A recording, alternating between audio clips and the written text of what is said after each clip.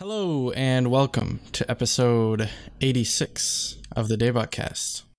This is a weekly podcast where the three of us come together each week to talk about K-pop and whatever's current in the industry. As you can see, I'm back in the usual location, not my house, with the horrible lighting and everything. So at least we have this. Anyways, this week we'll be covering an album. And also releases, because this is releases month, or releases week. It's every month's releases month. Anyways, as always, I'm joined by Nate. I have something more serious this week, because BTS had a good message that I thought. You've shown me I have reasons. I should love myself. Single tear. Alright. Also, as always. I was going to say Discord's lit. Mucho lit. Discord is indeed mucho lit. You should join. Cooper can ban you now, so. Yeah, Cooper can now ban you, so don't talk shit about him. Only we can, or anyone else. We're the only ones above him. yeah, that's true. You can't ban us. Alright, anyways. I'm also joined by Andrew. He usually has three things. Number one, Produce 48 finale was... Oof. Oh boy. Nah, save it for the episode. We'll get to that tomorrow. Finale of our final episode of Produce Cast is going to come out the same day that this comes, or the day after. Final episode of this season of Produce Cast. Season of Produce Cast. All right, well, I'll say that. Number two, on Friday I went to see The Dark Knight in IMAX because apparently that shit came out like 10 years ago, and I feel really old right now. I don't know. I've basically been reliving like my like early high school years. I binged through all of the Dark Knight trilogy. I've been spamming Call of Duty nonstop, and I've just been sleeping at like 4 a.m. So that basically like consisted of like my entire like high school like years. But no, Dark Knight in IMAX was incredible. Because me being a poor kid, not knowing like what that meant in 2008, like I thought I'd never get to see it again, but yeah, it was so worth it. I saw it at the drive-in. Of course, as you see everything at the drive-in. It's cheaper. You get two movies for $8. It's amazing. Oh my god, spoiled. Because $8 doesn't even get you in the door, like around here, unless you're like a kid. Amazing. And number three, like it feels really weird saying this now, just because like it came like 2 weeks ago, but I've finally ascended to a GTX 1080 Ti, and oh my god, the 4K-ness and like the fact that I can ray tracing, and the fact that I can like I can basically just render videos like a lot faster than I did before is just awesome. So, yep, saves time for me, and it's a huge it's a worthy investment because I'll probably be good for like the next 2 to 3 years. It's a great card, definitely. Yep. All right. I'm Jacob. Hashtag no blow note. Let's get on with this. Oh wait, don't you still have to? Aren't you still trying? Yes. Don't remind him. I was hoping you'd forget. Anyways, you have to go. Literally, no one tweeted the first time. He didn't even tweet the first time. Checking if you don't. He didn't even tweet. No, not yet. I'm waiting for other people to do it too. I need an You won't even start your own thing. All right, you're waiting. You know what? To follow other people. This week I'll do it on the Truly Daebak one. No, do it on your own. I don't want to get blocked by Sunbeam. Truly Daebak, because we're gonna get blocked by Sunbeam. This is a movement that we are going to start at worst movement ever, which is Sunmi's Twitter, and also at Hyuko. You gotta tweet to them that you want them to do a collaboration of the cover of the Sunmi song. I think of it as I usually think of it as the Korean title, which is Niga Nugu. Anyways, tell them you want that cover together. Please, someone do this. Like, just put him out of his misery at this point. I only have 400. We only have 400 subs, but we need to have this limited amount. Will grow one day, and one day we'll have 1 million people telling them to do it, and they'll do it. All right. Okay. Anyways, it's never gonna happen. With the review. Okay, we're reviewing BTS Love Yourself Answer, the finale of the trilogy. And it's a jam-packed album with 26 songs, but we're only going to talk about the new songs. Across 2 discs, damn! Like across seriously, 2 discs, yes. When have you ever seen that in K-pop? Honestly, well, I mean, they did it for whatever the repackage of the last one. Can't remember the name. It's like IWTD or whatever. Never Walk What is Alone, or The Most Beautiful Moment in Life, or whatever the heck it's called. I don't know. One of those 2 discs. You got like Shiny does it, but yeah, it doesn't happen very often. So yeah, let's get into it. We start with Euphoria, which is Jungkook's solo. It's a really solid vocal showcase. It's got that Chainsmokers style drop that I like, that you guys hate. It wasn't. It didn't go full on Chainsmokers though. I appreciated that. Like thematically, it's very similar, but it didn't go. It didn't go 100% in that style of drop, at least to my ears. Yeah. And then when it comes to the music videos, I don't even try to talk about them because who knows what's going on, and I have no idea. But yeah, I like the song a lot. It's funny, like throughout this whole album, like I got into BTS because of their hype stuff and like the ciphers and stuff, but like the vocal songs like really stood out to me for this album. Yeah, definitely. Yeah, again, I feel like I've just been... I mean, I sleep with this every night, but in no way did I actually think I was sleeping on Jungkook the entire time. Like, I was just super impressed with how great the vocals were. And again, like, BTS usually gets not, like... They usually get criticized for not having as strong of a vocal line in comparison to other groups like EXO or, I don't know, like a GOT7 or something like that. Can't believe you just said that out loud. Someone's gonna kill you. I mean, it's that I'm not saying that I think that personally. I thought they always had great vocals. It's just that's the common misconception. But again, I love how a lot of these solo songs definitely go to disprove that, because a lot of them are just incredible vocal showcases. It's funny because it's funny how they waited until the very end of like Answer to put this out, because this came out like in April, like before Tear even came out. So I don't know why I don't know what took them so long. Granted, it probably wouldn't have fit with Tear's like thematic concept, so to speak. So this is probably my favorite of the solos, honestly, and which is surprising because again, I just didn't. I guess Jungkook's vocals didn't necessarily fall on my radar, and ultimately, I feel like this is the song that is pushing me towards. I want either him to do an entire solo project, a la like J-Hope or like what Yoongi did with Auguste, or B, I want an entire album where each song is a solo. I mean, basically, this was pretty close to this. This is almost, yeah. Yeah, I just want an entire like thing where it's just like all solos, just because I feel like the solo tracks that they get to work on and they get to produce are just some of their best work on this entire album. So, Jacob. Okay. Usually you guys just like tell me when to go, so I was ready for it. Because I'm not looking at the webcams or whatever. Anyways, this song I thought it was good. I still kind of annoyed with the Chainsmoker drop, to be honest. Like I just feel like it's been done before. That being said, the verses I thought were really good. Jungkook's his vocals are always good in my opinion, at least. So yeah, I thought this was a well done song.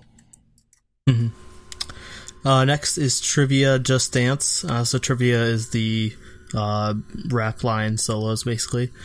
This is J-Hope's solo. It's just like a fun EDM hip-hop song. It fits really well with his other solo stuff. The instrumentals really stood out to me on the song, though. But yeah, overall I like this one a lot, too. Talking to Flixer from our Discord, he was just like, he was kind of expecting, like, because if you've listened to their previous albums, just a lot of his solo stuff is a lot more emotional and fits a lot more in line with BTS, is sort of aesthetic. But this, if anything, yeah, this fits a lot more in line with his like mixtape, which I really enjoy. Or, like, I didn't enjoy every song, but I definitely did enjoy Daydream. So I'm glad that he got to like do a song that's sort of similar in style to Daydream, and I'm guessing this sort of, it's cool for him to sort of use his solo stuff as sort of an outlet to do stuff that doesn't sound Bangtan necessarily, because again, if you listen to this, you don't really think, oh, this is BTS. Like at least to my eyes, or at least to my ears, I just think, okay, I immediately like resonate this style with J-Hope. So obviously I'm gonna be a huge fan of anything with like a future bass, like really like sick drop. So yeah, I really want him to keep doing this style of music, because I feel like it's a really good outlet for him, and I think like it's sort of, I know he's probably known for like more of the emotional stuff that fits more in line with like BTS's music, but I really think that this is his specialty, and I think this is where he really shines. Yeah, so I actually enjoyed this song a lot as well. Like usually J-Hope's voice some kind can be a little like jarring or annoying to me sometimes. Just yeah, exactly. I thought he sounded good in this song though. His rap flow was good. The beat was pretty good. It was yeah, overall I think this is his like best solo song in my opinion. So yeah, even better I than enjoyed Daydream? this one. Yeah, I like this one a lot actually. Yeah, I could probably agree with that, honestly. Yeah. Next we have Serendipity, the full-length edition. So this is Jimin's solo. It's the full version of the intro from Her. And I'm really happy we got a full version of this. It's probably one of my favorite songs from that album. I just love Jimin's voice, and his high notes are so good. That they're like, that's one of the first things that stood out to me from like any BTS stuff. And yeah, so this is just like a chill R&B song, just showcasing Jimin's vocals. But yeah, it's up there for one of my favorites. So I'm glad we got a full length version of it. Yeah, I mean, I think we were all in agreement that we enjoyed it when we first covered Love Yourself Her. So yeah, obviously this is just ultimately adds a second verse. So yeah, I'm glad. Again, the complaint that we have like 90% of the time is like when we hear a really good intro, it's like, damn, I wish this was a full song. So I'm glad they're actually giving us these full mixes for once. Yeah. Yeah, this actually might be one of my favorite songs. Like just overall it feels the most like I guess fresh on the album. It's not just kind of pandering to like more American styles as they're trying to, you know, make it in the American market. I think this song sounds the most I guess it sounds the most BTS, I guess, and it's not just, you know, them trying to like go with the trends, I guess. I think this is the least like that, I mean. So yeah, I really enjoyed this song a lot. Jimin's vocals are really nice. Like he's got this like sort of like, what is it, like a high like register, I guess is what you call it. Yeah. And it's sounds really nice. So yeah. Yep. Next we have Trivia Love. So this is RM solo. This one was a little disappointing to me. I didn't hate it, but it didn't go as hard as I wanted.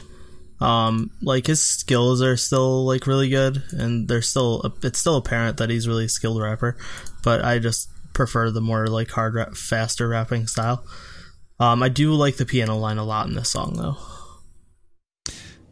Yeah, I can understand that sort of like flaw in it, but I mean, I still, RM is just someone that has a really like deep rooted appreciation for like old school like hip hop, which is why when you see him do a lot of his solo stuff, that's kind of the style he trends towards. So yeah, I definitely I enjoyed this a lot. Yeah, his flow is considerably unmatched, and at least among the rest of the members of Bangtan. And I mean, he even does like some of like there's even like some singing parts that he does too. So I'm glad, like it's cool to see him tackle that aspect of it too, where he's usually just sort of boxed in as a rapper most of the time. So yeah, I mean, I forget, has he gotten like a full mixtape? I know he's gotten solo songs before, and I think he's done 2 mixtapes. If I recall correctly. Correct me in the comments, by the way, if I'm wrong. Yeah, I mean, it's just he hasn't done any in like a while, honestly. And considering how much they've been pushing, like both with Yoongi and Auguste and J-Hope and his mixtape, I'm surprised they haven't sort of given RM a push. Considering I feel like he's the most high profile member of BTS at this point. So like a lot of people I feel like just to be hipsters, they kind of like, RM's not my favorite rapper in BTS, but for me, honestly, I think he's it's not easily even the close. best. Yeah, it's like not even close. Like Suga's really good, but I still really feel that RM is like easily the best. Like it's not even a contest. Yeah, when he does when he does like the songs that go in a lot, it's like I feel like 90% of like the rapping is just like on his shoulders. So I'd be interested to see him do another mix once they're done with this goddamn like Love Yourself trilogy and the world tour and everything. Maybe then he'll actually have time to work on a mixtape because they've just been working nonstop. So yeah.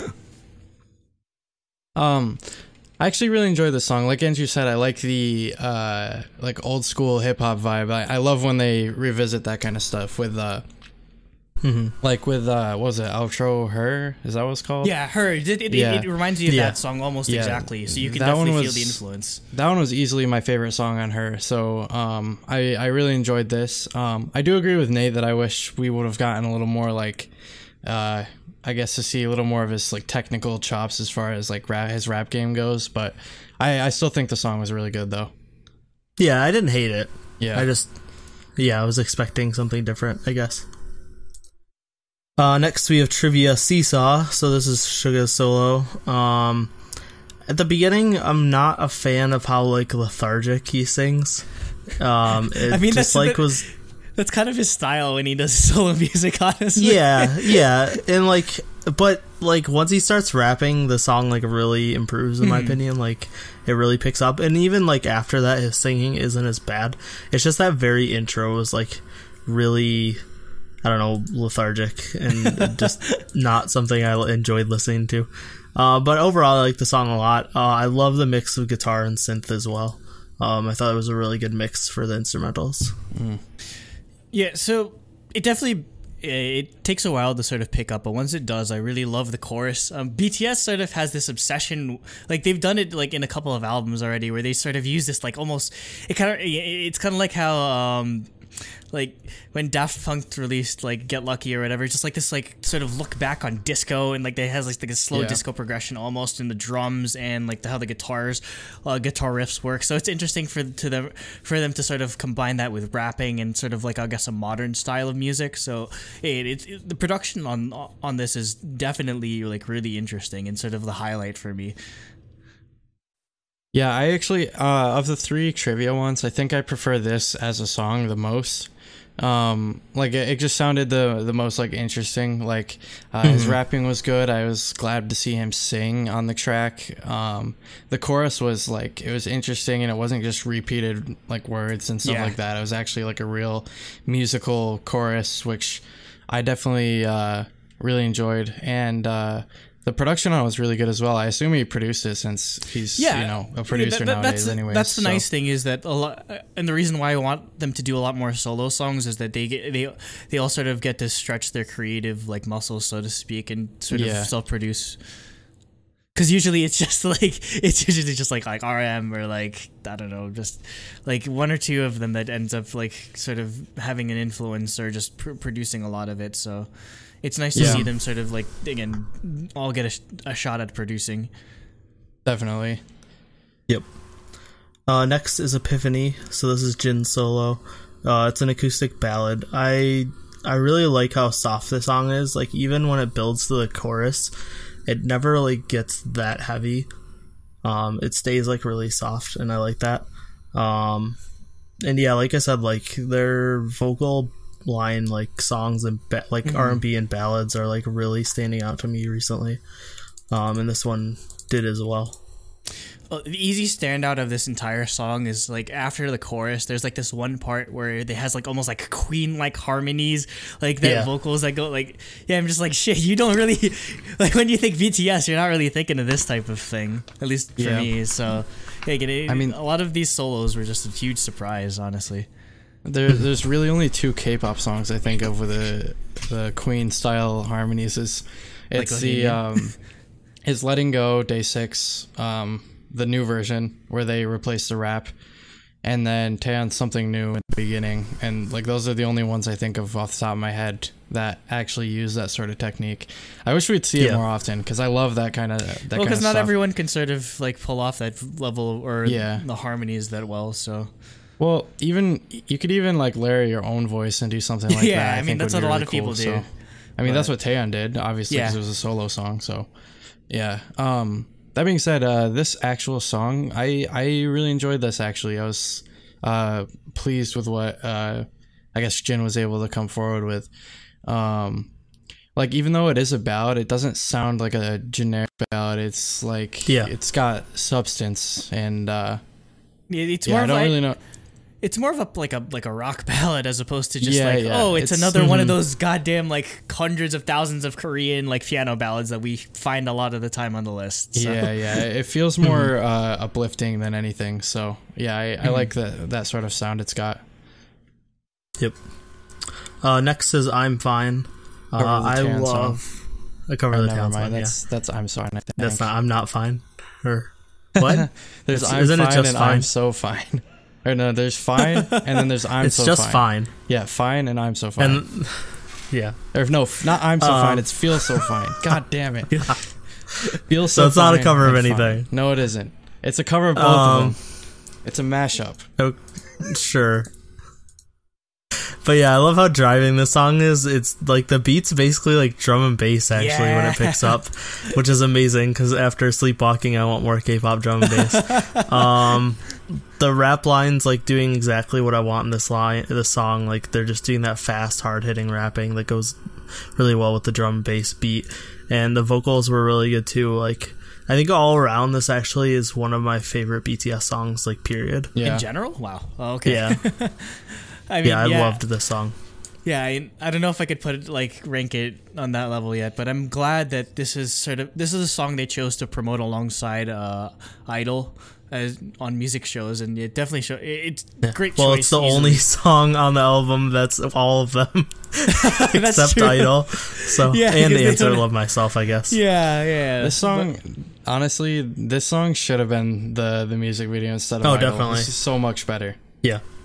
Actually, I could probably put this over Idol. That being, we'll get to like our thoughts on that afterwards. But yeah, I guess it's just when you think BTS, you don't necessarily think drum and bass.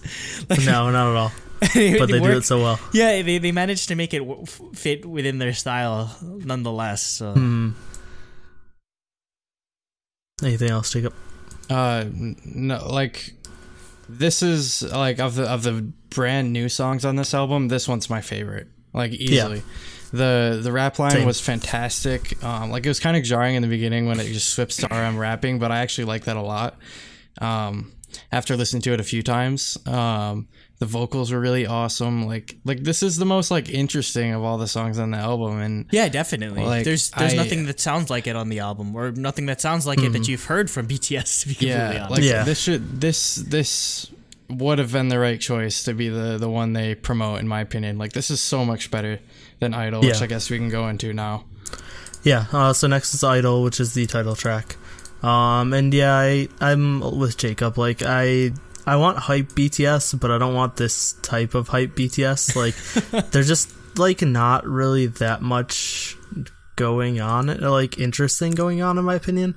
I do like the instrumentals. I like the African like influence instrumental stuff going on, but like the auto-tune, the lack of actual singing like throughout the entire song basically. Yeah, it's and almost then, like, it's like 90%.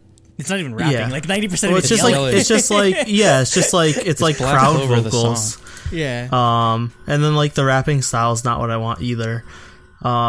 It's just like I don't know. I feel bad because like we did this with Fake Love too, where we just really didn't like it that much, and it's grown on me a lot. I don't see this growing on me nearly as much as Fake Love grew on me. But it's just not what I want, and it's not like what makes BTS interesting in my opinion. I thought the MV was cool. There's a lot going on in it, but I'm okay with those types of music videos every once in a while. But yeah, overall the song was a pretty big disappointment. I mean, at first I was definitely disappointed, just because like the concept of it going in sounded really cool. So again, they literally described it as sort of having a deep like South African style music influence, and yeah, that comes across that comes across clear as day. You're just hearing all these like African style drums, and like the sort of like, I guess, signature thing when you hear like some type of Caribbean or African music is it's like the whistle going on in the background. It's so hype or whatever. Like I don't listen to like too much of it, but like it's just really hype. I guess what sort of made me like sour on it at first was I'd say the verses just really like pale in comparison to just like the amount of energy that they bring in the chorus. Like again, like the chorus is just, I guess, very barren in terms of like lyrical content. But that being said, I mean, it's pretty reminiscent to like Not Today, where almost the same style of drop where it just focuses on the instrumental when they're like Not Today, or this is where they're just, where in this song they're just like a very similar sort of style. I feel like I would have enjoyed it more if the verses just were more interesting, but it's the rare situation, because I usually give it, unlike my personal thing, it's usually I either call a song a 1 or a 0.5. This is a rare situation where it's like a 0.75 because it's enjoyable, but like it's not perfect. And yeah, I guess it's just, yeah, I guess that's where the sort of the disappointment comes out of, is just like I enjoy it, but like I felt like there could have been more out of it. I mean, that being said, like I guess just off a first gut like impression, I probably like this more than I did Fake Love. Like the only thing that redeemed Fake Love is the version we'll hear afterward, or we'll cover afterwards. Oh, yeah. But yeah, I mean, I still wouldn't put this over DNA in terms of the singles for the Love Yourself trilogy. Mm-hmm. Yeah, so for me, I think this is literally the only song on the album I just straight up don't like. Like I don't know, it just, every time I listen to it, it feels too messy. The auto-tune I think is like, yeah, it's a bit too overkill. much. I don't need it. And I don't know, it just doesn't do it for me, I guess, overall. Like Fake Love grew on me. So far this still hasn't. So I don't know. I think Fake Love is definitely a better song, and DNA is the best out of the three, easily. Oh yeah, easily. Yeah, I agree with you. I think they've gotten worse. Yeah, unintentionally, unfortunately, but yeah. So yeah, like Idol, like, is literally the only song on this album I dislike. So I guess that's kind of a good thing. But for the rest of the album, that is. But like, yeah, for the title tracks, I don't want them to have to pander to an American audience. I want them to still, you know, like in Wings, I think they had a good concrete like sound they were building, and I feel like they kind of like threw that away with Fake Love and Idol. You know what I mean? Because DNA, I think, is definitely still built upon that, whereas these, I feel like they are trying to sound more American, where I think they should sound more Korean, I guess, is what I'm saying. Or more BTS. I don't really know if you can call this like sounding more American, because I can't really think of any American style songs that sort of pull from this South African style of influence. I think it's mostly due to the auto tune and sort of the I could feel that clubbish nature, I guess. Yeah, but I mean, if anything, again, obviously, like, I do. The one thing I appreciate in like a lot of artists like BTS is their ability to sort of like turn on a dime and not necessarily be too bogged down in one style, or just be too married to one sort of thing and just beat it to death, basically. Like, which is kind of like which is the biggest problem we deal with in K-pop. So I mean, I think it's definitely why I appreciate the fact that they do trilogies, and it's kind of like you sort of see an evolution. But everything's sort of different in each of the trilogies. Yeah, so I think out of Most Beautiful Moment in Life, or whatever the hell it's called, and You Never Walk Alone / Wings, and this, like, I think this one's probably the worst for me out of all the trilogies. But but yeah, I don't know. I think it's just Idol, I guess. It didn't click with me, but it's not the end of the world. It's one song. It's one song, and I do appreciate them willing to take the risk in bringing this sort of sound into an American market, where again, I feel like they could have settled, but this song did not settle whatsoever, other than just having too much fucking auto-tune, because it's honestly, you don't need to auto-tune their voices. Honestly, that might fix it for me, to be honest with you. Like, it definitely would help a lot. we explained like a lot, like first, so. Like all the solo songs are just like, oh, their vocals are so good, their vocals are so good. It's like, yo, what the hell is this? You don't have to hide any of their vocals behind the autotune. I know it's a stylistic sort of choice, but it's way too it was played out in like 2012. You guys can leave it back there, honestly. Yeah. Next, we have Answer Love Myself. So this is the outro, basically, for the whole trilogy. I like how soft the vocals are in this song, while it's still like a pretty driving song, if that makes sense.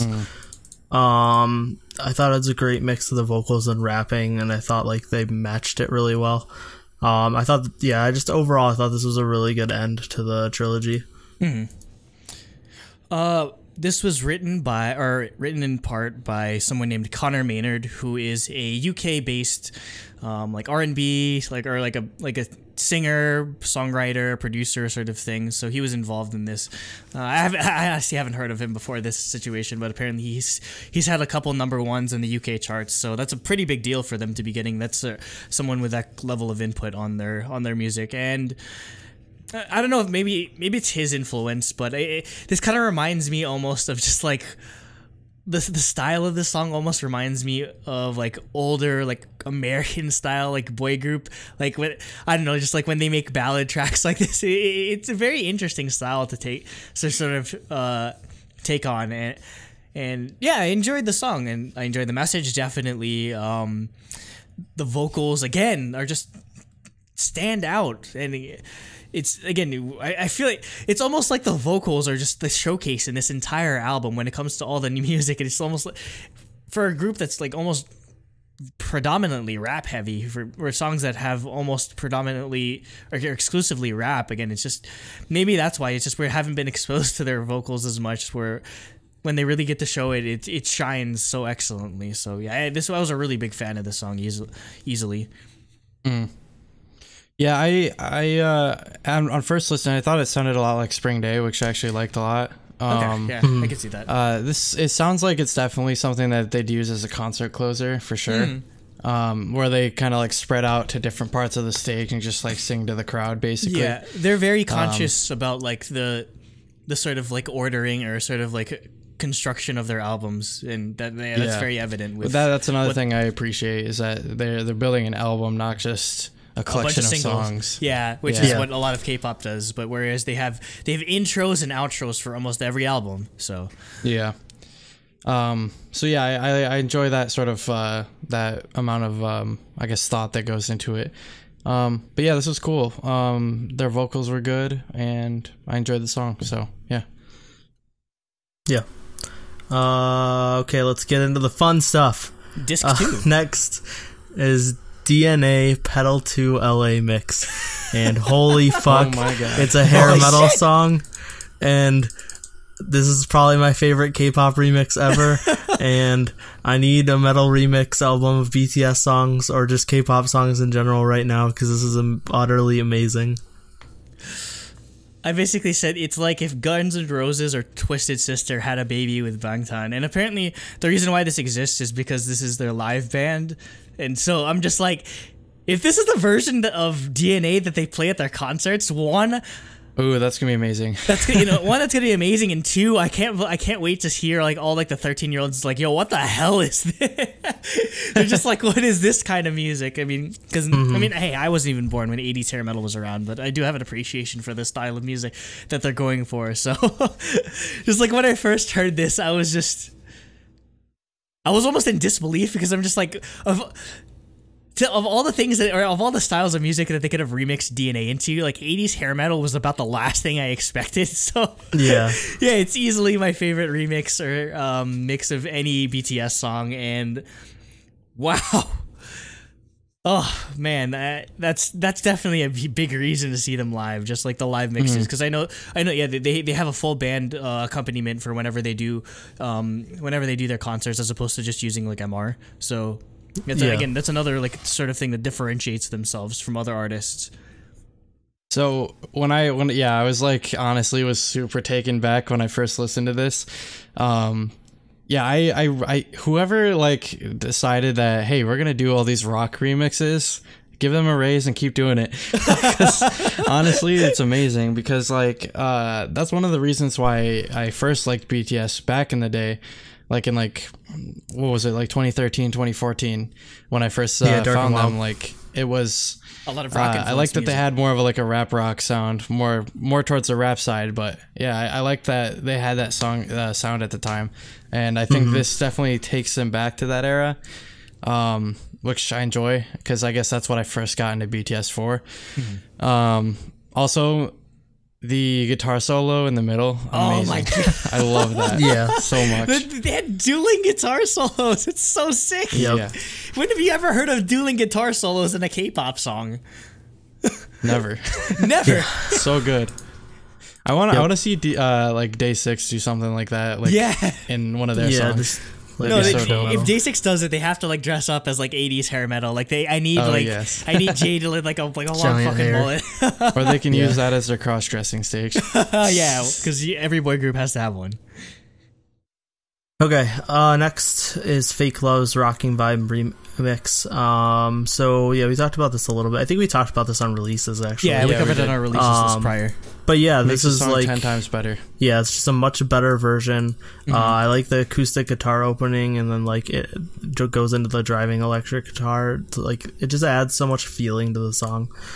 The song like belongs as a rock song. Yeah, like, I don't know why they did else. what was the original like idea of the first mix? Because it's so weird. Because when you hear it, it's like it sounds way more natural, or like it sounds like this is what the song should have been the entire time, and they never should have been fucking around with like making it more of like a, I don't know, like sad rap song. I don't know. Yeah. I can't really describe what the original Fake Love is, but like this I get like instantly. Yeah. Like for me, like this makes the song 100 times better. I love this version of the song. I think like changing from the like sterile electronic instrumentals they were using before to this like, you know, lively electric guitar and an acoustic guitar like combo or whatever, I think it's fantastic. I think this definitely fits the song much better. Yeah, and what really brings it in, like, or like sort of makes this song infinitely better, is the drum track is just incredible on this. The only thing I would have added, I guess maybe it's just a sort of thing where like hindsight is 2020. After hearing the there was this like American like metal group that sort of did a metal cover of Fake Love, and it had like a really like awesome like, I'm so sick of this fake love, fake, like they had a screamo, like screaming unclean vocal section, which they kind of have in this song, but I felt like this song would fit perfect as like metalcore, and just like you imagine like mosh pits at a BTS concert. A bunch of 13-year-old girls beating the shit out of each other. It's like bumper car. Yeah. Oh man, that's really funny. I'd love to see that, but yeah, like overall, like I don't even listen to the other version of Fake Love anymore. I stopped like, listening to the original version. This is the only version. Like this is the official version. Like we're declaring it right now. This is the only version. Yeah, pretty much. It's like how you don't acknowledge that Avatar: The Last Airbender movie exists. You just acknowledge that the TV show exists. just pretend it never happened. Yeah, exactly. Next we have Mic Drop's Steve Aoki remix, the full-length version. So I don't have too much to say about this. It's more Mic Drop with just some like Steve Aoki remix instrumental sections in it, and no future. So that's always a positive. Yeah, but yeah, I like it. I still like the song. It's just like a longer version. Anything else from you guys? No, I'm good. Nope. For me, I still like the song. I think it's good. But can Mic Drop die yet? Yeah, it is. Isn't it still on like the top 10 or whatever? Yeah, it is. I'm like, dude, why do you keep listening to this? Yep. It's like you and freaking like Heartshaker. There's like Heartshaker again. There's somebody. there's some poor bastard that just like, I need to get this song in the top 10. They're just like they probably like go to work and they leave their computer on like the loop like constantly. God. Yeah. And finally, we have Idol with Nicki Minaj feature. Yeah, I won't talk too much about the song itself because I talked about it already. But I do think Nicki's verse like improved the song a lot. It gave it more of a unique feeling. And I'm not usually a huge fan of Nicki Minaj, but I thought it did help. They probably picked the worst time to do a collaboration with Nicki Minaj. Yeah. So for those of you that live in just the K-pop bubble and aren't paying Like me. attention too much to Western music, Nicki Minaj, she released her most recent full-length album, Queen, and apparently, not even apparently, so according to Billboard, it debuted at number 2 just behind Travis Scott, his album Astroworld, and Nicki just went on this like long unnecessary Twitter rant about like how Travis Scott's cheating, and the only reason why people bought his album, or the only reason why people got his album is because his girlfriend got one of the friggin' Kylie Jenner or whatever it was, the one promoting it and everything, and how like, oh, he's giving away albums with his merch, so it doesn't count, all this stuff. And then people started calling her out because she did a song in collaboration with 6ix9ine, aka like the dumbest like person on the face of the planet,